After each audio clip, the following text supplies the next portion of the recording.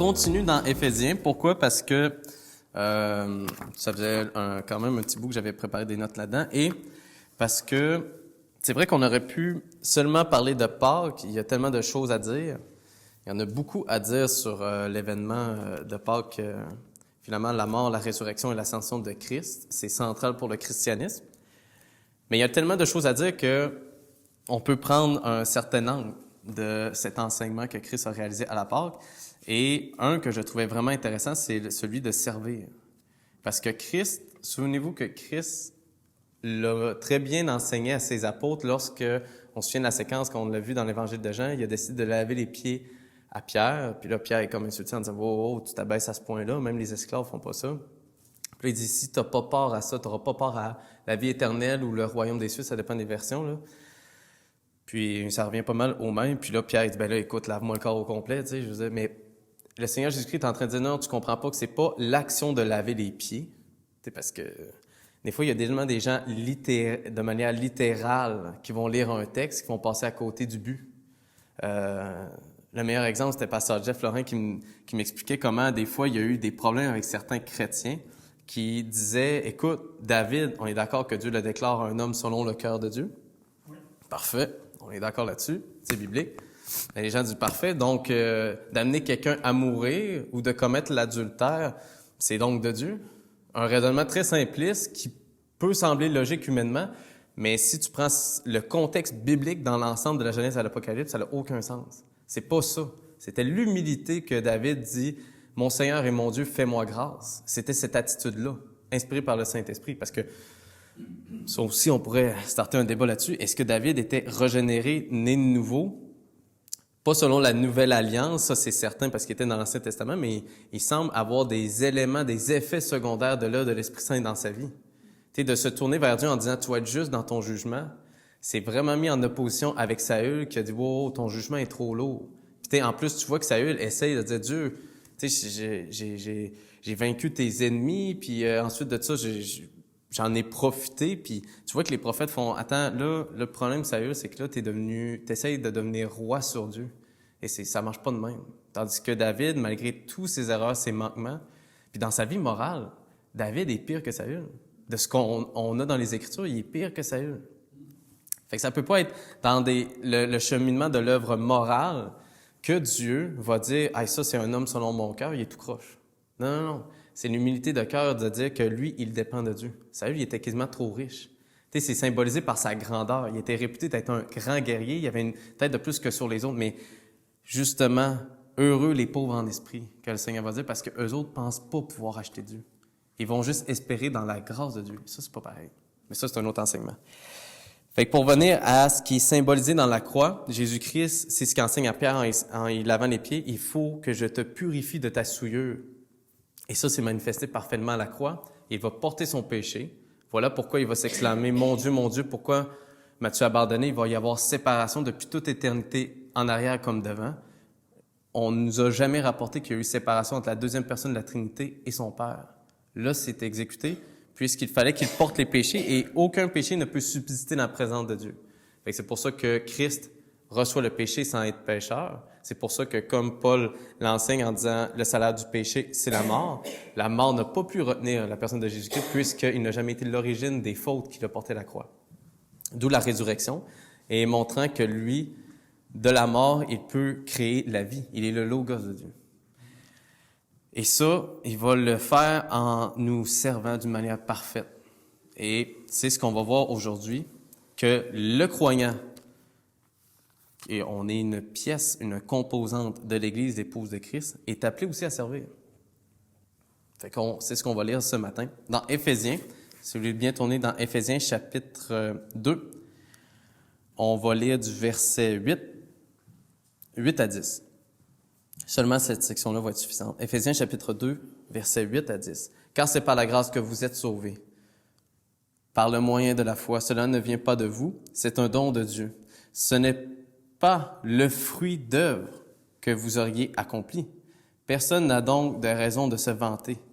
Ce que nous sommes, nous le devons à Dieu. Car par notre union avec le Christ Jésus, Dieu nous a créés pour une vie riche d'œuvres bonnes qu'il a préparées d'avance afin que nous les accomplissions. C'est surtout cette section-là du verset 10 qu'on va approfondir ce matin.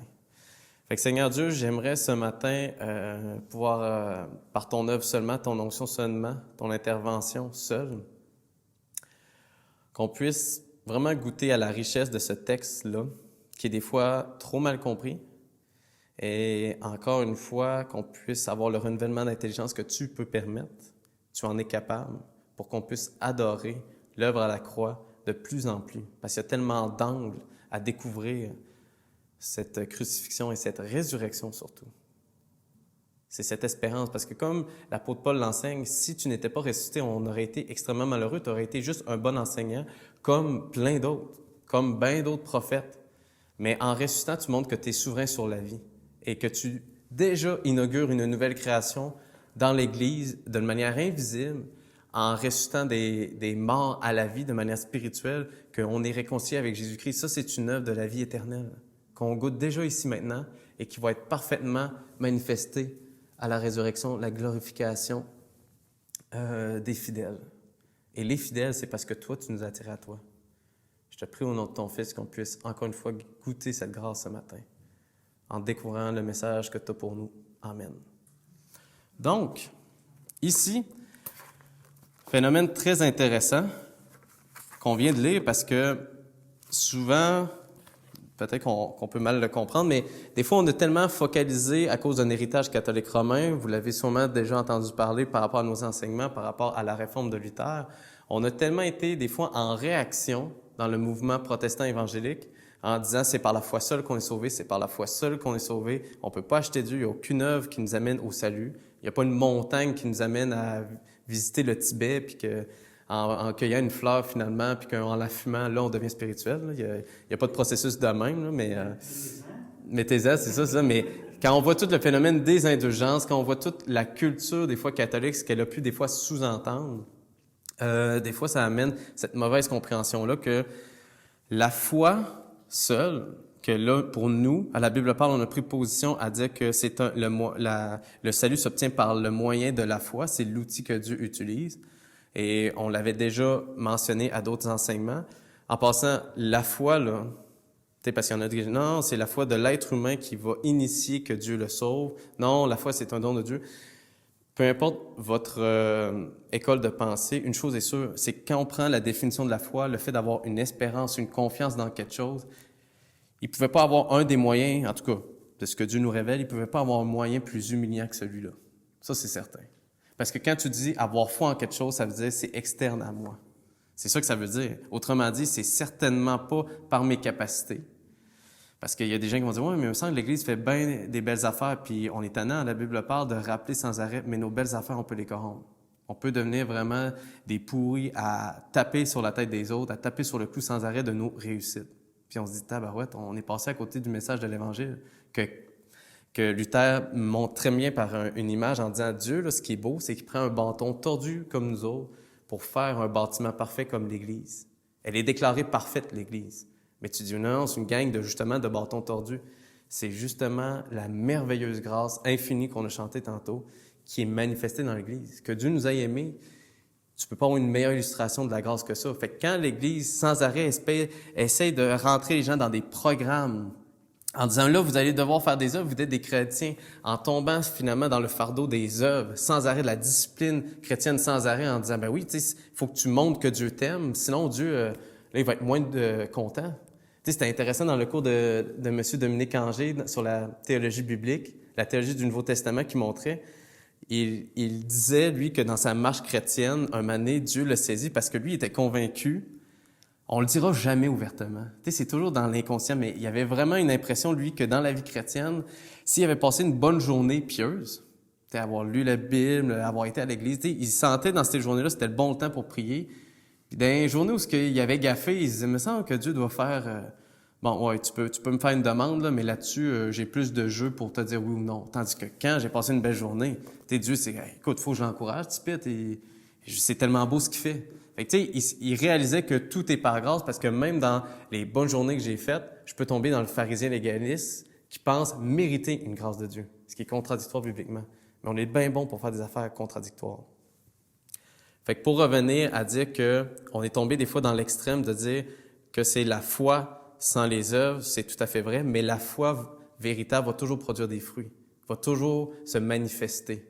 Sauf que la manifestation, ce qui va être illustré, ce qui va être visible, ça par contre, l'origine de ça, c'est ça que Paul enseigne finalement dans ses épîtres, à dire, bien ça, il faut faire attention, parce que des fois, il y a des faux docteurs, ou il y a des faux frères qui ont l'air d'être dans le game, mais qui ne le sont pas. Ils ne sont pas nés de nouveau, mais ils actent très bien un comportement chrétien. Ils ont un vocabulaire chrétien. C'est pour ça que des fois, moi, ça me frise un peu les oreilles quand les gens disent « Oh oui, moi, Dieu m'aime, puis écoute, grâce à lui, j'ai la vie éternelle. » Puis là, quand tu dis « OK, parfait, donc tu comprends que suite à ça, il doit y avoir une vie qui en découle. » Tu es par rapport au mariage à dire « Est-ce qu'on vit à côté ou pas? » Si tu te dis « Oui, mais si pour toi, tu es né de nouveau, et tu vis de manière à côté, tu vis avec la personne sans finalement être marié, tu réalises que c'est pas selon les voies de Dieu. Ouais, mais c'est pas grave, il y a la grâce. Là, ça, c'est intéressant.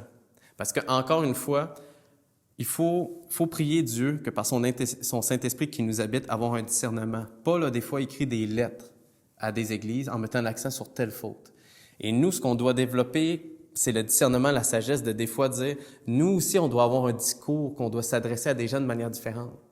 Il y a pour des gens qu'il faut rappeler sans arrêt que c'est la foi sans les œuvres. Tu ne pourras pas rajouter de quoi sur cette grâce-là. Tu ne pourras jamais accomplir de quoi qui va faire que tu as mérité le salut. Mais en lisant bien Éphésiens, on se rend compte que pour certains qui vont dire « Ah, moi j'y ai cru, fait que c'est réglé ». Le pire, c'est qu'ils ont raison. Mais si tu ne produis pas de fruits, c'est d'inviter la personne, puis dépendamment de la relation que vous avez avec la personne, il faut faire attention aussi comment on l'adresse à la personne.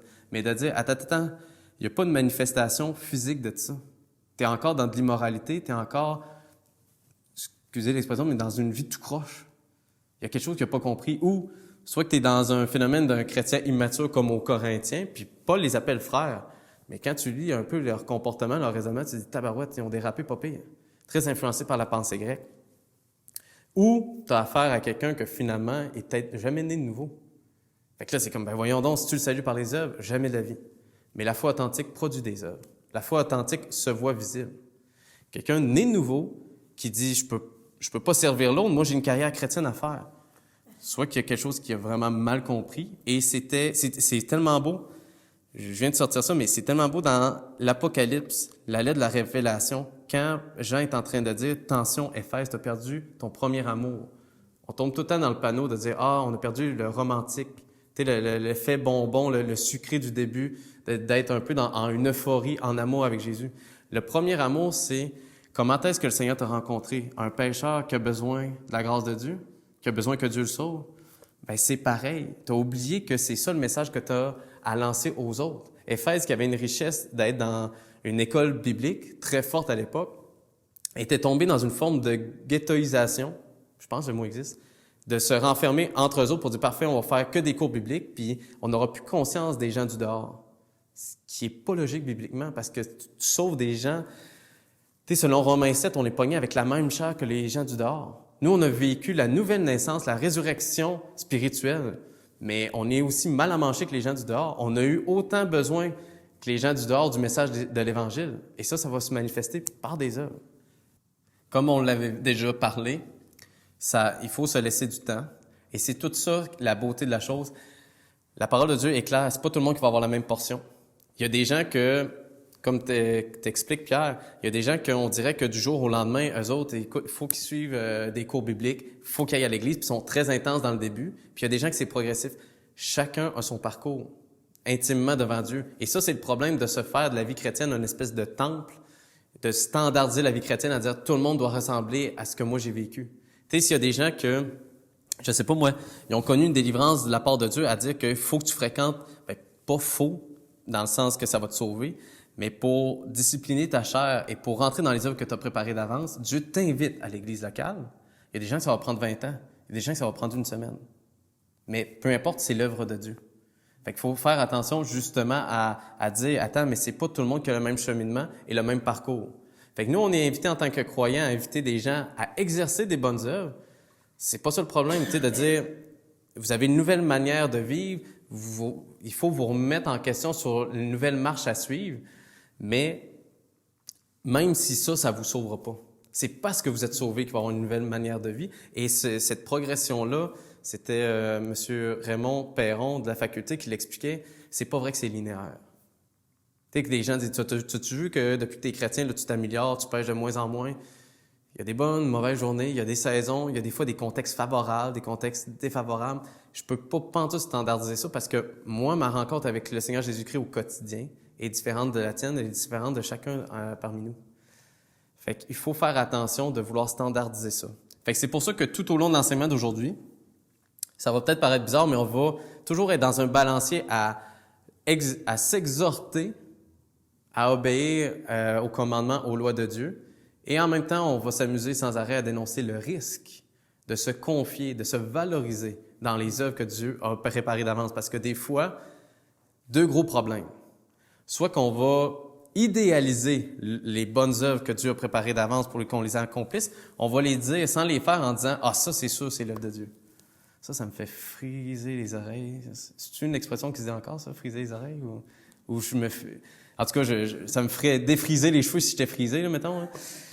Ça me fait capoter parce que je me dis, attends, c'est peut-être que nous, on a été trop influencés par les enseignements de Dietrich Bonhoeffer selon éthique, mais c'est central, c'est Dieu qui reste juge. Tu sais, quelqu'un qui va dire, attends, là, on va faire une soupe populaire, fait qu'on va aider la veuve et l'orphelin, c'est sûr, c'est biblique.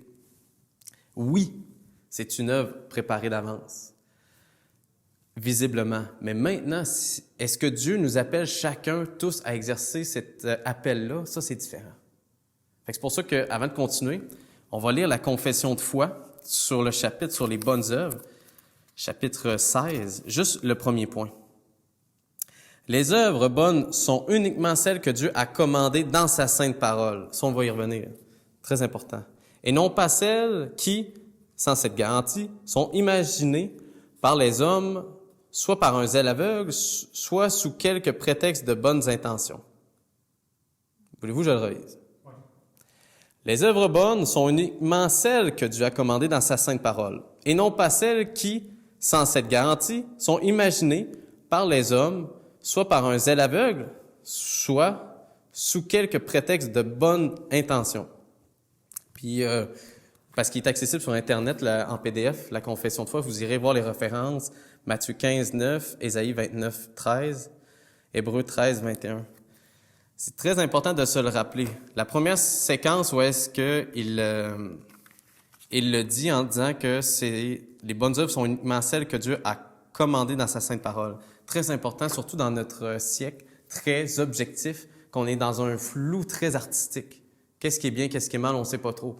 L'évangile de Jean est tellement, des fois, difficile à enseigner pour certaines églises qui veulent plaire au monde en disant « c'est rough avec Jean parce qu'il dit... » Tu sais, le Seigneur Jésus-Christ, en passant, Jean fait juste rappeler l'enseignement du Seigneur Jésus-Christ en disant « Le Seigneur Jésus-Christ est d'en haut, mais vous êtes d'en bas. » Et là, il parle de l'humanité, la manière que l'humanité se fait des idoles sans arrêt. Puis là, t'es comme « Attends, là, tu parles des gens comme Mère Teresa, là, qui font plein de bonnes œuvres. » Mais le Seigneur est en train de dire « Si c'est uniquement humain qu'elle fait, sans être dans une reconnaissance face à l'œuvre de Dieu, s'il n'est pas né de nouveau, c'est vrai que ça va se perdre. » Ben voyons, c'est tellement beau ce qu'elle fait.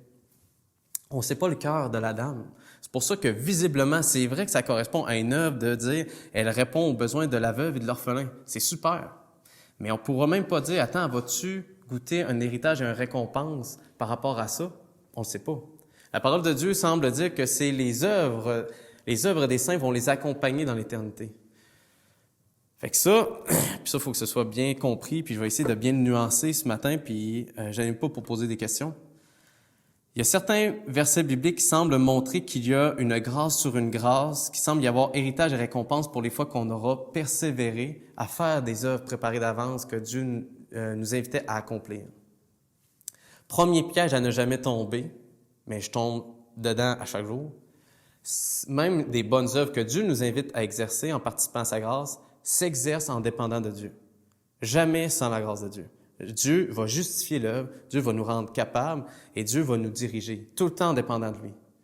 Parce que cet évangile-là, bizarre de dire, parfait, là on va dire aux non-croyants, venez à Jésus, il va vous aimer gratuitement, vous n'avez plus rien à faire, puis Dieu vous aime, puis ça va être cool, ça va être merveilleux. La vie chrétienne, viens-t'en, c'est gratuit, c'est gratuit. Ça, c'est très attrayant, tout le monde dit, hey, la gratuité, c'est parfait, tout le monde aime ça.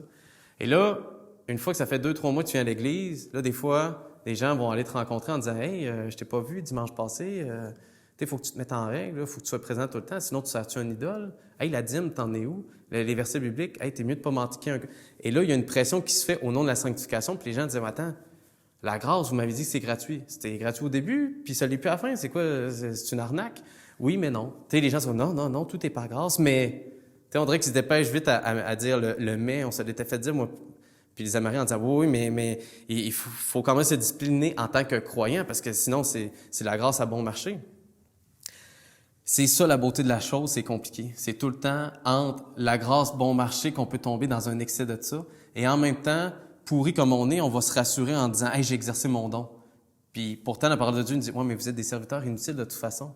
Vous faites seulement ce que je vous demandais de faire comme un maître va le dire à son serviteur. » On dit « Non, non, nous, on est libres, Seigneur, on fait ce qu'on veut. » Dieu dit « Non, tu sers soit un maître, Satan, le monde, ou tu vas me servir moi. » C'est ça la réalité. C'est pour ça que la tension entre le libre arbitre, la volonté humaine qui est responsable de ce qu'il fait, et la souveraineté de Dieu sont en tension, c'est qu'on est tout le temps en train de servir un maître.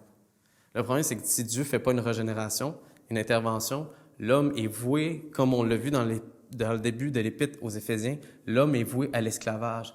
Donc, le résultat de ses œuvres, même si c'est de prophétiser au nom du Seigneur, de guérir au nom du Seigneur, d'exorciser au nom du Seigneur, je ne sais pas, marcher sur le lac des nations au nom du Seigneur, si Dieu ne l'a pas fait en appelant la personne à naître de nouveau, cette œuvre-là va passer, parce qu'elle n'est pas une action de reconnaissance. Mais vous allez avoir une même personne qui va exorciser une autre personne, délivrer une personne d'un esprit démoniaque. Moi, je crois qu'il peut encore avoir ce combat-là spirituel, il peut encore avoir ces phénomènes-là bizarres actuellement, mais il y en a une qui peut la faire en étant reconnaissant et en exerçant un appel que Dieu lui a invité à faire. Et ça, c'est central. Il faut toujours se demander, est-ce que je réponds à l'appel de Dieu? Parce qu'encore une fois, les bonnes œuvres, c'est de tomber dans des stéréotypes, puis de tomber aussi dans des stéréotypes que ça, vu qu'on est, genre, il faut que je complète ma parenthèse, il faut toujours être centré sur ce que les Écritures disent. Ça peut paraître basique, et tant mieux si dans notre cellule, c'est de base se rappeler ça, mais quand on rencontre certaines personnes, c'est encore subjectif, ça. C'est un exemple de dire, Dieu m'appelle à ce que je sois chez moi en train d'écouter des enseignements et j'ai plus à fréquenter l'Église locale, j'honore l'Église universelle. Bien, si tu dis que Dieu t'appelle à ça, pourquoi Dieu aurait dit quelque chose à l'inverse dans la parole de Dieu? Pas sûr, c'est une œuvre préparée d'avance. Moi, je vais me marier demain. Super, est-ce que Dieu invite au mariage? Oui, tout à fait, c'est biblique. Mais la personne, oui, dans de l'homosexualité. C'est pas biblique, ça, cette affaire-là. Ben non, mais si on s'aime, c'est sûr, c'est biblique. L'Église, des fois, va peut-être être tannante en disant non. Et l'Église, si elle dit oui à ça, j'ai l'impression que comme dans le livre des Révélations dans l'Apocalypse, l'Église se soumet à la prostituée à Babylone en disant oui, tout le monde s'aime, c'est correct. Je sais que c'est tranchant. Peut-être que je vais un moment donné me faire mettre en prison pour ça, pour cette déclaration-là. Mais qu'est-ce que vous voulez? De toute façon, il a été prédestiné, les chrétiens sont prédestinés à certaines souffrances à cause des déclarations qu'on va faire. Fait que je ne vais pas amuser, moi, à lapider puis à frapper quelqu'un qui vit de l'homosexualité, c'est pas vrai. Mais quelqu'un qui me dit « Tu penses que je peux me marier mais je suis homosexuel? » Ton problème est avec Dieu, même pas avec moi. Mais Dieu, il dit non. Et il y a beaucoup de nos autorités, à date, à la Bible parle que là, ils se font, comme on dit, challenger, puis des fois recevoir toutes sortes de courriels en disant « Franchement, vous êtes vraiment fermé d'esprit. » Puis notre réponse à ça, c'est de dire « Ben, tu diras ça à Dieu. » Parce que sinon, comment t'expliques certains passages bibliques que c'est pas juste dans l'Ancien Testament, mais dans le Nouveau Testament, Paul aussi il est clair. Fait qu'arrange-toi avec le Seigneur, t'es même pas avec nous autres. Pourquoi t'en prendre au messager si t'as un problème avec le message? Fait que les bonnes œuvres sont d'abord et avant tout ceux-là qui sont inscrites dans la parole de Dieu. C'est évident. C'est évident, mais faut le rappeler. Quelqu'un qui va dire, je sais pas moi, de toute façon, peu importe ce que je fais, je suis sauvé. J'ai pas à donner une partie de mes revenus. Ben Dieu dit, c'est participer à la grâce de Dieu, à son œuvre, que de donner une partie de ses revenus. Tu sais, fait que cette discipline-là, ça aussi est drôle, cette discipline-là. Je sais pas si vous l'avez déjà entendu, c'est à la mode de dire, moi, je vais donner quand ça me tente. Ou je vais exercer mon don quand ça me tente, ou je vais servir, je vais faire des œuvres préparées d'avance quand ça me tente. On n'avait pas vu ça beaucoup dans la parole de Dieu. En allant de l'Ancien Testament, Abraham a été appelé, ça ne tentait pas tant. Moïse, très bel exemple. Ça, il tentait vraiment pas, cette histoire-là. Il dit même à Dieu en disant, c'est sûr qu'il faut que tu en pognes un autre. Moi, je bégaye, j'ai un problème de langage, puis en plus, j'ai une mauvaise réputation chez les Égyptiens, j'en ai assassiné un, c'est sûr que tu en veux un autre. Puis c'est en fait, tu es découragé de toi-même, ben c'est bon, je t'ai travaillé assez, on y va, on va de l'avant. Puis c'est bien illustré dans le film Le Prince d'Égypte, quand Dieu, il monte un peu le ton en disant, parce que c'est qui rend sourd ou aveugle? C'est qui va donner la parole? Il dit, tu penses que je suis pas capable d'utiliser un incompétent comme toi pour faire ce que je veux? Ou j'utilise juste l'élite? Et c'est ça le danger aussi des bonnes œuvres. C'est de croire que parce qu'on fait des bonnes œuvres, on est l'élite. Ça n'a rien à voir. Si Dieu nous a donné beaucoup en capacité, c'est pour redonner beaucoup. Et ça, c'est trippant. Quand on observe les œuvres que Dieu nous invite à découvrir dans la parole de Dieu, c'est de détruire nos stéréotypes. C'est pas vrai que les bonnes œuvres, c'est seulement le gars qui va évangéliser puis qui va avoir 1000 convertis quand il va évangéliser. C'est pas vrai que c'est juste les implanteurs d'église qui rentrent dans leurs bonnes œuvres. Même que eux, ils sont avec un méchant problème, ils risquent davantage que n'importe qui à ce que leurs œuvres, ils aient déjà leur récompense ici-bas. Pourquoi, selon vous? Exactement. Visiblement, tu as de l'admiration, tu as de la considération venant de toutes parts. Tu prends des photos, tu mets ça sur ta page, sur ton photo de profil Facebook, tu as l'air tellement admirable. C'est Pasteur Réal qui me disait ça. Tu peux pas avoir une meilleure illustration du pharisien contemporain quand tu vois quelqu'un qui donne un sandwich à un pauvre itinérant puis qui met ça sur Facebook en disant « Je suis chrétien, voici ce que je fais. » Bravo, petit pit, mais justement pour renforcer la doctrine qu'on a peut-être récompense et héritage, grâce sur grâce, au nouveau cieux, une nouvelle terre, le Seigneur Jésus-Christ dit, ceux-là qui vont avoir jeûné et qui vont avoir donné leur dîme à la vue de tous, vous, votre héritage va être déjà ici-bas. Vous allez déjà y goûter. Si on prend ensuite de ça les versets bibliques qui enseignent les talents qui sont donnés, à ceux-là qui auront exercé les talents, puis ceux-là qui les auront moins exercés, qui les auront mis sous terre, cachés. Ensuite de ça, dans l'Épître aux Hébreux, l'auteur, on ne sait pas si c'est l'apôtre Paul, mais l'auteur qui va dire finalement, il y a des gens qui ont refusé de prier Dieu pour qu'il retire de leur vie des persécutions afin d'avoir part à une meilleure résurrection. Donc, il semble que ça vaut la peine, plutôt que de croire, de dire « moi, je suis né de nouveau et ça sert à rien de me discipliner, d'avoir une rigueur de vie parce que peu importe, ça va être comme le communisme total et parfait dans le nouveau ciel et la nouvelle terre, on va être tout égal. » Je suis pas sûr, bibliquement. Il semble qu'il y en a que peut-être qui vont arriver parce que si dans la parole de Dieu, il illustre des fois comme des vêtements, si les œuvres des saints vont les accompagner, il y en a qui vont peut-être arriver plus vêtis que d'autres. Puis ensuite de ça, est-ce que les gens vont dire, OK, ça veut-tu dire que nouveau ciel, nouvelle terre, il y en a qui vont avoir des penthouses, des manoirs, puis il y en a qui vont avoir des petites maisons? Je le sais pas. Honnêtement, il y a beaucoup d'illustrations par rapport à ça, je le sais pas. Mais je vais vous dire, ben honnêtement, ça m'étonnerait parce que même Jésus-Christ, lui, se plaisait dans la simplicité de sa création. Fait que je suis pas sûr que Dieu va être tant matérialiste dans les récompenses. Fait que à quoi ça va représenter ces récompenses-là? Je nous inviterais à nous rappeler que ça se peut que Dieu nous impressionne encore là. À dire, je pensais pas, j'avais une motivation d'avoir un héritage, une récompense dans les lieux célestes pour les œuvres que tu m'avais appelé, Seigneur, mais je pensais pas que ça ressemblait à ça, l'héritage, les récompenses. Une chose est sûre, je suis sûr que ça va être mieux que ce qu'on espérait. Ça, pour moi, c'est clair. Maintenant qu'on n'aura plus la chair qui va nous aveugler. Et une chose que je veux renchérir, vous le savez, je tripe sur Dietrich Bonhoeffer qui nous le rappelle, jamais on va assez marteler ce clou-là, même si, parce que la confession de foi dit d'abord, il faut que ce soit approuvé par les Écritures. Donc, si on parle, OK, parfait, je vais aller évangéliser.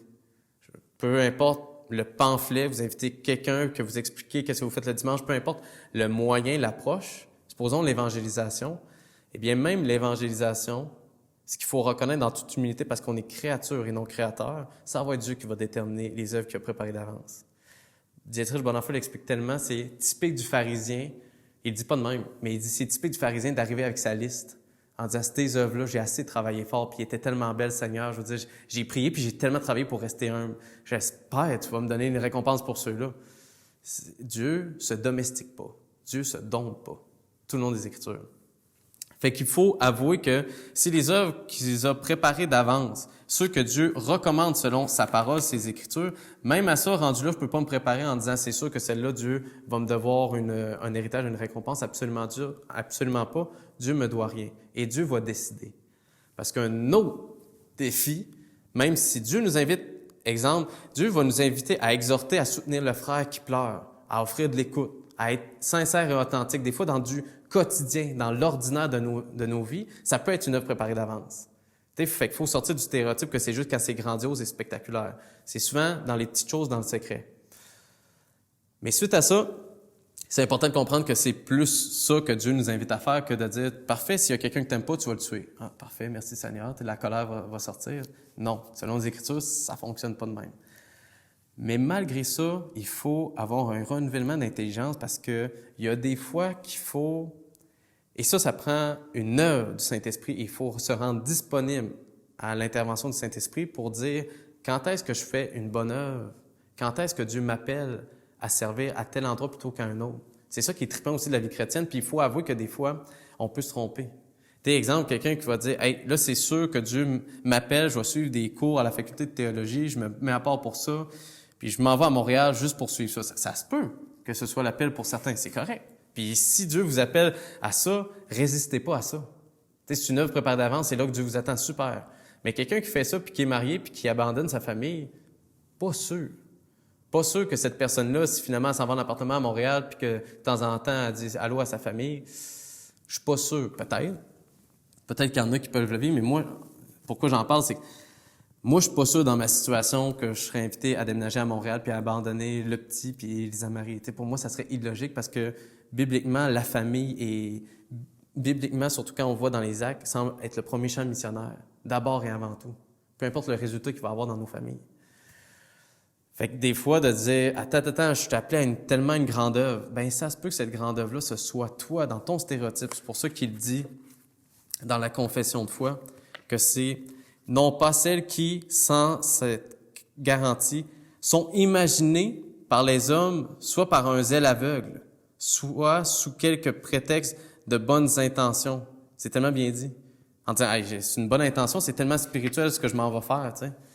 Mais si Dieu t'appelle ailleurs dans une œuvre, plus dans le secret, si quelqu'un dit, moi, là, Dieu, c'est sûr qu'il m'appelle à aller en Afrique. Ouais, mais si Dieu, exemple, t'appelle dans une église qui a l'air moins attrayante comme la nôtre, à faire du ménage, à laver les toilettes, pourquoi tu t'en vas ailleurs?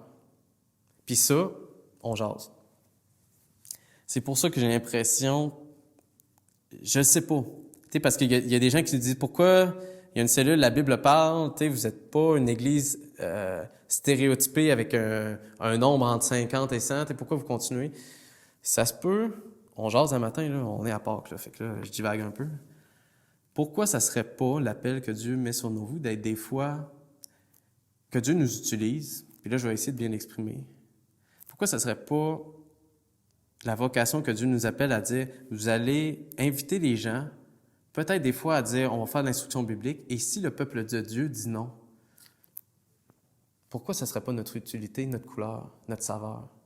Parce que la parole de Dieu émet aussi non seulement un encouragement, une exhortation, mais un jugement quand il dit « faute d'instruction, mon peuple périt ». Combien de gens, des fois, vous avez rencontré dans notre parcours jusqu'à présent, à la cellule, la Bible parle, que les gens disent « Hey, wow, tu sais, vous avez des super de bons enseignements, mais tu sais, la louange, il n'y a pas de batterie, il n'y a pas de drum, ou les couleurs, tu sais, le bâtiment n'est pas très à la mode. » Moi, j'ai l'impression que ça se pourrait que Dieu, puis c'est Dieu qui va en faire le jugement, mais des fois, je me dis, coudonc, Dieu, on dirait que je vois pas des résultats numériques. Dieu dit, ben, premièrement, voit les résultats, les fruits spirituels dans la vie des gens, le renouvellement d'intelligence. Puis l'autre chose, pourquoi Dieu ne n'utiliserait pas, comme il a utilisé des fois certains prophètes dans l'Ancien Testament, ou des fois des enseignements de l'apôtre Paul, quand c'était pas populaire à dire, ben là, vous êtes coupable d'avoir rejeté cet enseignement-là. Vous êtes coupable, finalement, de ne pas avoir dit, attends, c'était une richesse de Dieu, vous l'avez méprisé, vous l'avez négligé. Peut-être ça va être ça dans l'éternité, à dire à quoi qu'elle servait cette fameuse cellule de la Bible parle à Sherbrooke. Dieu disait, je vous avais toujours invité à dire que si vous voulez vivre le renouvellement d'intelligence par l'instruction, je vous ai toujours invité. Mais vous, par apparence physique, vous avez méprisé une partie de mon corps. Pourquoi ça ne sera pas notre utilité? Qu'est-ce que vous en pensez? Entre autres. Hein? Possible, on verra.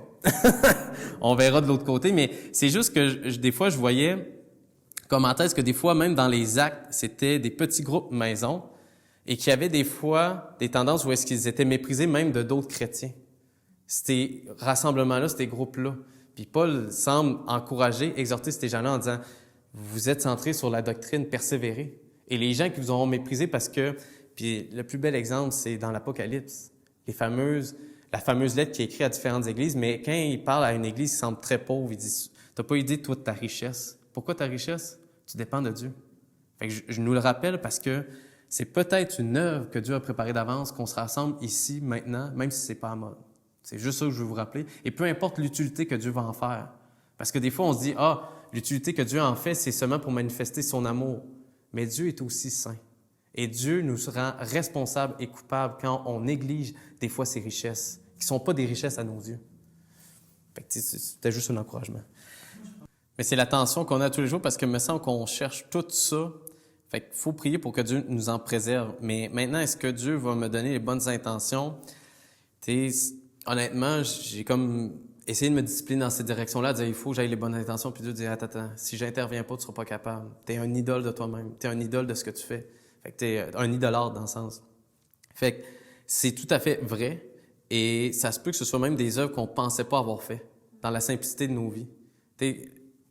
Le Seigneur Jésus-Christ l'illustre très bien en disant vous allez m'avoir hébergé, vous allez m'avoir nourri, puis vous le saurez même pas.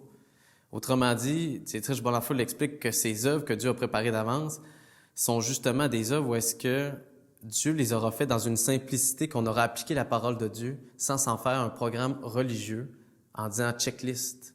Hey, là, ça va bien, là, Seigneur, c'est un aspect que j'ai un contrôle. C'est une tension de tout le long de notre vie, peu importe. Mais j'ai l'impression que Dieu va nous surprendre. Et oui, s'il y a une mort à soi-même dans cette œuvre-là, le fait que Dieu nous enlève une gloire humaine, ça semble être un clin d'œil de Dieu souvent dans cette œuvre-là. Tu sais, les fameuses œuvres dans le secret. Tu sais, c'est béni comment en Haïti, les responsables nous le rappellent en disant, écoutez, oui, c'est correct qu'il y ait des gens qui s'en vont en évangélisation, c'est correct qu'il y ait des gens qui s'en vont à la clinique médicale, tu sais, il y a souvent du monde pour ça. Mais les gens qui vont laver la toilette, ils en ont besoin. Les gens qui vont faire la vaisselle, pourquoi Dieu serait moins là? Mais ça, c'est le stéréotype humain, puis Dieu vient détruire nos tours de raisonnement. Fait que ce qui est à se rappeler toujours dans les œuvres préparées d'avance, c'est qu'ils sont une manifestation du commandement saint que Dieu manifeste, d'aimer Dieu de tout son cœur et son prochain comme soi-même. On n'y arrivera jamais parfaitement, mais si Christ est notre modèle, nous sommes appelés à essayer d'encourager le frère, par exemple. Quand on dit justement que ce soit encouragé selon les Saintes Écritures, on est toujours invité à dire, je vais chercher, je vais me casser la tête à dire qu'est-ce qui est un exemple pour moi chez le frère. Comment est-ce que le frère est un exemple, un encouragement pour moi sur cet aspect-là, plutôt que de dire on va prendre un temps à part pour médire, défaire sa réputation, puis juste relever ce qui réussit pas. Parce que Dieu pourrait nous dire, attends, veux-tu que moi je te traite de la même manière? C'est pour ça qu'il dit, pardonnez-vous les uns les autres, puis si vous vous pardonnez pas, pensez-vous que moi je vais vous... autrement dit, vous m'amenez sur quelle justice? Les justices par les œuvres. Quand on essaie de disqualifier les autres selon ce qu'ils ont échoué ou raté, Dieu dit, attends, si je t'ai reçu par grâce, pour qui tu te prends pour pas recevoir les autres par grâce? Et tout cet exercice-là, en passant, ça se fait dans des œuvres qu'il a préparées d'avance. Il faut sortir de nos stéréotypes. L'exemple classique en Haïti, c'est le fameux ministère de la roche, comme ils l'appellent. Tu sais, quelqu'un qui finalement se met à part pendant une année, même des fois plus, met de l'argent à part pour aller en Haïti, puis il arrive là-bas, il se dit, parfait, moi j'ai mis à part un mois de temps à servir, il arrive là-bas, il est malade. Malade pendant ce mois-là. On a toute cette réflexion en disant, j'ai perdu mon temps, c'est pas l'appel de Dieu, c'est quoi ce problème-là? Un autre aspect des bonnes œuvres qu'il a préparées d'avance, d'un coup, des fois, Dieu nous appelle à ce qu'on soit une occasion que les autres appliquent leurs dons sur nos vies. Tu sais, on est très bon pour dire, hey, c'est sûr, c'est de Dieu, si je prépare de la nourriture, j'en donne aux autres. Super, c'est parfait, ça se peut que ce soit ton appel. Mais des fois, d'un coup, Dieu dit, là, tu es dans un moment de difficulté, et à quoi tu vas servir que les autres exercent leur don de compassion sur toi? Ben non. Oui. Tu sais, s'il y a un don de compassion, c'est qu'il faut qu'il y en ait quelqu'un qui reçoive la compassion. S'il y a le don d'hospitalité, c'est faut qu'il y ait quelqu'un qui reçoive l'hospitalité. Mais pour nous, on dit, ah, c'est moins winner. Ben oui, mais ça, c'est le stéréotype de la société d'être très capitaliste. Il faut que tu deviennes très rentable, très productif. Il faut que tu aies un avantage dans ce que tu fais. Pasteur Réal faisait un article justement là-dessus, à montrer comment l'Église est centrée là-dessus. Faites plein d'œuvres. Ça se peut que l'œuvre préparée d'avance, c'est que Dieu dit, assis-toi et reçois. Fait que là, on se dit, oui, mais des gens dans ces temps-là, des fois, ils peuvent tomber dans un pattern de paresse. Peu importe l'œuvre que vous faites, le contexte d'œuvre que vous faites, il va toujours avoir un risque. Mais j'ai l'impression que des fois, on est tellement des hyperactifs évangéliques que le fait de marteler sur « Hey, vous tombez paresseux », il y en a plein qui sont arrivés à un burn-out évangélique en disant « Fais plein d'œuvres, écoute, tu es devenu chrétien maintenant. » Fait qu'envoie Dieu, tout est possible en toi. Puis on va demander des fois à des responsables d'église d'être à la fois pasteur, docteur, évangéliste, qui les aient tous les dons. Et de pas développer ce réflexe-là, de dire que si on est un corps bien coordonné, ben des fois, c'est qu'on va exercer des œuvres par ricochet. C'est Pasteur Jeff qui nous enseignait ce principe-là qui était vraiment intéressant en Haïti. Un moment donné, Dr Stéphane venait le voir, puis finalement, il lui offrait un livre quand il était en Haïti, à aller jusqu'à la faculté en Haïti, au sud, je pense, de l'île. Puis, pendant qu'il parlait, il disait, Pasteur Jeff, pour toi, c'est assez évident que tu fais une œuvre préparée d'avance, une bonne œuvre préparée d'avance. Mais il dit, moi, là, il dit, en ce moment, je fais pas beaucoup de choses à part soigner des gens, mais c'est tellement matérialiste. Puis, Pasteur Jeff dit, écoute bien, moi, te dire bien honnêtement, là, les fois où est-ce que moi, je n'ai pas pris le temps de soigner psychologiquement ou physiquement, que j'ai pas pu le faire, et que toi, en étant médecin, puis Dr Stéphane fait plus que juste mettre un pansement, là, il dit, les fois où est-ce que tu as exercé l'appel de Dieu, ça m'a libéré pour aller évangéliser. Tu réalises-tu que peut-être tes œuvres-là, on va en goûter un héritage, une récompense par ricochet, par rebond. Un des plus bels exemples, puis c'est drôle parce que là, Lisa est pas là, mais pendant que je crois que Dieu m'avait déposé un appel pour que j'aille chercher une richesse dans l'instruction dans le cours de Dominique Angers, que je suivais le cours à distance, il y avait des temps où est-ce que j'étais pas disponible à faire certaines tâches, à m'occuper des fois d'Ézéchiel. Mais moi, j'ai l'impression que si, pour Dieu, il va avoir un héritage, une récompense pour cette œuvre-là qui semble bonne dans le sens s'instruire selon la parole de Dieu, j'ai l'impression qu'il va y avoir un ricochet pour tous les gens qui m'ont aidé à me rendre disponible à ça. Parce que nous, on est tellement centralisés à dire « bonne œuvre préparée d'avance ». Mais souvenez-vous que plus tard, Paul parle aux Éphésiens en disant qu'on est un corps bien coordonné. Fait que si on est un corps bien coordonné, on est seulement interdépendant, mais on n'a pas notre petite vie personnelle chrétienne, puis que c'est nos œuvres préparées d'avance seulement. Il y a aussi un contexte de corps. Si on se dit « parfait, moi je veux exercer tel ministère », bien, c'est des fois parce qu'un autre a exercé un autre ministère qu'on a été libéré. Comprenez l'interdépendance dans cette situation-là? Fait que l'héritage ou la récompense, c'est peut-être des fois où il y a des gens qui ont dit « Hey, je pensais pas finalement être utile pour l'œuvre de Dieu dans ce contexte-là. » Je vous dis, j'ai l'impression qu'on va être très surpris lorsqu'on va comparaître devant le Seigneur Jésus-Christ pour cet aspect-là, parce que des fois, on va avoir exercé un don pour libérer un autre. Fait que c'est vraiment pas le stéréotype. Je veux qu'on sorte des stéréotypes évangéliques classiques de dire « Ah, ça, c'est sûr, c'est une œuvre de Dieu. » Et des fois, c'est plus dans l'ombre que ça. C'est sûr, c'est pas des œuvres immorales, mais c'est pas toujours les œuvres à laquelle on s'attend. Ensuite de ça, je vais en lire quelques-uns. Romains 12, 2 à 21, puis on va lire, ça va être notre conclusion, puis notre introduction au prochain message. Romains 12, 2, 21, on en a un paquet d'exemples. Si Dieu le permet, un moment donné, on fera une étude sur l'Épître aux Romains, puis on va pouvoir les approfondir chaque aspect, là. Et ne vous conformez pas au siècle présent, mais transformez-vous par le renouvellement de l'esprit, afin que vous éprouviez quelle est la volonté de Dieu, ce qui est bon, ce qui est agréable, ce qui est parfait. Ici, encore une fois, c'est intéressant parce que on dit souvent, ce qui est commandement ou ce qui semble être des œuvres, c'est souvent légaliste, c'est relié à l'Ancien Testament. Je lisais un article qui disait que juste au Nouveau Testament, approximativement 1050 lois, commandements, où est-ce que Dieu est dans l'impératif en disant « soyez », puis là, il dresse une liste, « revêtez-vous de l'homme nouveau » et nanana.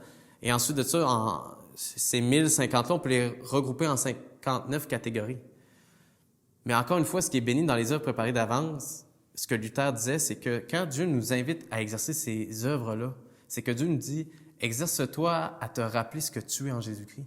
et non pas à te bâtir une vie chrétienne comme si c'était quelque chose de nouveau, quelque chose en dehors de ce qui a été accompli à la croix. Fait qu'on me suit jusque-là? C'est quand même très important de se rappeler que c'est pas quelque chose de la vie chrétienne. Dr. Vellman le disait très bien à une convention à Montjoly en disant « Le chrétien n'est nouveau que la foi en Jésus-Christ, c'est inévitable qu'il va produire des œuvres, c'est inévitable qu'il va produire le fruit de l'esprit. Il va le vivre, malgré lui, des fois. Autant quand c'est de manière disciplinaire que c'est en disant « Ah, moi, je savais même pas que j'avais fait ça ou que j'avais fait du bien à cette personne-là en l'encourageant ou en lui disant bon matin. » Fait que c'est tout ça à se rappeler. En vertu de la grâce qui m'a été donnée, je dis à chacun de vous de ne pas s'estimer plus qu'il ne le faut, mais d'avoir des sentiments modestes, chacun selon la mesure de la foi que Dieu lui a départie. Et après ça, il va dresser une liste. Ça, c'est le fondement. En disant, faites attention quand vous allez exercer ces aspects-là, n'ayez pas une trop haute opinion de vous-même parce que vous êtes rendu plus capable que l'autre chrétien, que lui, il n'en fait pas autant que vous. Car de même que nous avons plusieurs membres dans un seul corps et que tous les membres n'ont pas la même fonction, ainsi, nous qui sommes plusieurs, nous ne faisons qu'un seul corps dans le Christ et chacun en particulier, nous sommes membres les uns des autres. Et nous avons des dons différents selon la grâce qui nous a été donnée, soit de prophétie, selon la mesure de notre foi, soit de ministère pour nous contenir dans le ministère. Celui-ci a reçu le don d'enseigner, qu'il enseigne. Celui-là, le don d'exhorter, qu'il exhorte. Un autre distribue, qu'il s'en acquitte avec simplicité. Un autre préside, qu'il le fasse avec zèle. Un autre exerce les œuvres de miséricorde, qu'il s'y livre avec joie. Que votre charité soit sans hypocrisie. Ayez le mal en horreur, attachez-vous fortement au bien. Quant à l'amour fraternel, soyez pleins d'affection les uns pour les autres, vous prévenant d'honneur les uns les autres. Pour ce qui est du zèle, ne soyez pas nonchalants, soyez fervents d'esprit, c'est le Seigneur que vous servez. Soyez pleins de l'amour que donne l'espérance, patients dans l'affliction, assidus à la prière, prêts à subvenir aux nécessités des saints, empressés à donner l'hospitalité. Bénissez ceux qui vous persécutent, bénissez et ne maudissez pas. Réjouissez-vous avec ceux qui sont dans la joie, pleurez avec ceux qui pleurent. Ayez les mêmes sentiments entre vous, n'aspirez pas à ce qui est élevé. Ça résume très bien ce qu'on a dit ce matin. Mais laissez-vous attirer par ce qui est humble. Ne soyez point sages à vos propres yeux. Hey, c'est trop beau, ça. Je pense qu'on devrait tout le temps le relire chaque dimanche. Ne rendez à personne le mal par le mal. Veillez à faire ce qui est bien devant tous les hommes. S'il est possible, autant qu'il dépende de vous, soyez en paix avec tous. Ne vous vengez point vous-même, bien-aimés, mais laissez agir la colère de Dieu, car il est écrit « À moi la vengeance, c'est moi qui retribuerai, dit le Seigneur. Si ton ennemi a faim, donne-lui à manger. S'il a soif, donne-lui à boire, car en agissant ainsi, tu amasseras des charbons de feu sur sa tête. Ne te laisse pas vaincre par le mal, mais triomphe du mal par le bien. » La dernière séquence est vraiment intéressante parce que ça a été documenté par la psychologie, par la psychiatrie. Il y a pour des gens que de dire « je vais demeurer à l'écoute de ce que tu vis, je vais demeurer disponible pour toi, mais il y a des fois que je te donnerai pas l'argent que tu demandes. Il y a des fois que je te donnerai pas le livre que tu demandes. » Tu sais, c'est intéressant parce qu'au nom de la science du comportement humain, je le vis à cause, je le vis professionnellement, là, en travaillant à l'hôpital en psychiatrie. Il y a des gens que vous les aidez bien plus en ne donnant pas de service direct. Fait que c'est pour ça qu'on est appelé vraiment à un discernement, à un renouvellement d'intelligence, parce qu'il y a des gens qui ont besoin d'aide. Ils vivent des difficultés. Mais pour d'autres, il faut développer le jugement en disant, cette personne-là, honnêtement, je pense qu'en y mettant des limites, c'est là que ça va l'aider. Parce que, comme la parole de Dieu dit, il y en a qui sont comme des enfants. Je l'ai vécu hier, j'étais tout seul avec Tipout Ézéchiel. Et c'est vrai que quand tu veux tout de suite aller le chercher parce qu'il pleure, ça l'a débalancé complètement. Puis là, Lisa me rappelait la routine de ses journées en disant non, même quand il pleure, à un moment donné, tu le laisses un certain temps. Puis là, j'étais comme traumatisé, mais en voyant ça, je voyais qu'il était déjà plus calme. Je voyais qu'il était déjà plus rassuré. Mais il y a pour certains frères que Dieu va nous amener à mettre ça en lumière par le renouvellement de l'intelligence en disant cette personne-là aussi, des fois, elle a besoin d'un certain cadre. Tu sais, de dire, hey, je peux-tu t'appeler à toutes les heures de la journée? Non. Tu sais, honnêtement, en général, vous, si vous m'appelez aux petites heures du matin, c'est parce que je me doute qu'il y a une urgence. Tu sais, il y a quelque chose qui brûle ou il y a quelqu'un qui est décédé. Mais il y en a pour qui que, hey, mon chat est pas revenu, puis ils vont t'appeler à 2 heures du matin, 4 heures du matin, mon chat est pas revenu. Ah oui, tu verras demain, tu sais. Mais c'est un bel exemple que des fois, les chrétiens vont s'épuiser dans l'œuvre en disant, ben oui, mais il faut que j'aime l'autre. Aimer l'autre, remarquez bien dans la vie du Seigneur Jésus-Christ, des fois, il y a des fois que lui-même a dit non. Lui-même a dit, là-dessus, je ne vais pas vous donner du pain, je ne vais pas vous donner des poissons comme vous me le demandez. Seigneur, tu manques d'amour. C'est pas une œuvre préparée d'avance. En disant non, il est entré dans la volonté que le Père l'invitait à avoir, parce qu'il s'en est jamais détourné. Fait que c'est un modèle. Fait qu'on va en découvrir plein d'autres, différents points sur les œuvres qu'il a préparées d'avance. Fait que prions que spécialement cette semaine, Dieu nous envoie des clins d'œil pour découvrir ce que c'est, parce que, en conclusion, j'aimerais nous le rappeler.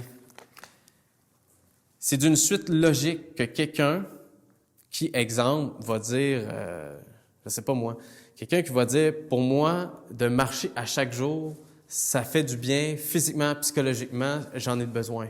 Mais si cette personne-là ne marche pas à chaque jour, on va se dire, tu y fais-tu vraiment confiance à cet aspect-là, à cette théorie-là, ou c'est juste en pratique? C'est juste flou, c'est juste des beaux dires, mais si tu ne le mets pas en pratique, ça veut dire qu'il y a quelque chose d'autre qui est supérieur. Il y a un autre maître qui t'a convaincu que marcher à chaque jour, c'est un exemple, mais marcher à chaque jour, c'est pas bon parce que moi, je crois qu'il y a autre chose dans le fond. Fait que la foi, c'est juste les œuvres, c'est juste une manifestation de ce qu'on a cru.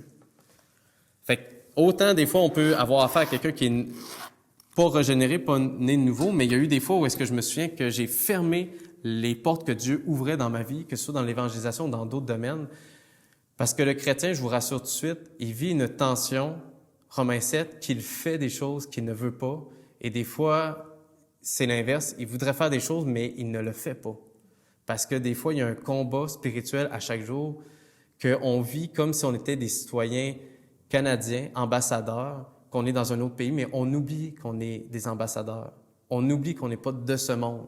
On oublie qu'on vient d'ailleurs. On oublie qu'on est marié à Dieu, puis on agit, entre guillemets, comme des célibataires spirituels.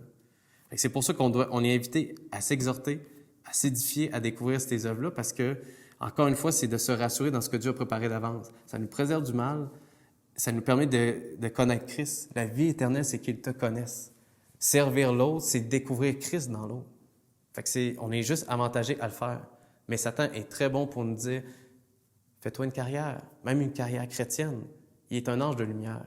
Fait que même les bonnes œuvres préparées d'avance, il peut nous charmer pour nous amener à oublier le but des œuvres qui ont été préparées d'avance. C'est juste d'être des imitateurs de Christ comme Paul l'a été. Amen. Seigneur, on célèbre cette fête de Pâques où est-ce que tu as ressuscité des morts pour accomplir le service parfait de rétablir le pont avec Dieu et les hommes. Encore une fois, tu aurais pu nous laisser à nous-mêmes. Tu es un Dieu juste. Ça aurait été juste dans cette décision-là. Mais tu nous dis que ce qui fait ta gloire, c'est ta bonté. Et c'est manifesté lorsque tu as revisité tes apôtres après la résurrection, après qu'ils t'aient tous abandonnés. Ça, c'est nous autres. Peu importe qu'on t'ait abandonné, qu'on ait fait des niaiseries, quand on t'appartient, Seigneur Dieu, c'est béni, tu reviens nous voir. Et tu nous souris comme le Père, avec son Fils prodigue, est heureux de revoir ses enfants. Que ce soit dans notre quotidien ou que ce soit dans des périodes difficiles à plus long terme, c'est béni de savoir qu'on a un accès illimité à toi. Préserve-nous finalement d'exercer des œuvres qui sont sous l'influence de ce monde parce qu'elles ne perdureront pas. Elles vont passer comme à travers le feu. Renouvelle notre intelligence pour qu'on soit attentif à l'appel de certaines œuvres que tu as préparées d'avance et qu'on puisse s'y accrocher. Parce qu'encore une fois, il faut qu'on ait part à cette vie de service, que des fois, de service, c'est de rien faire. Mais ça, on a besoin de toi pour qu'on puisse le redécouvrir à nouveau. Parce que la foi véritable produit des œuvres, sans que ces œuvres-là nous amènent à être sauvés. Je te prie au nom de ton Fils. Amen.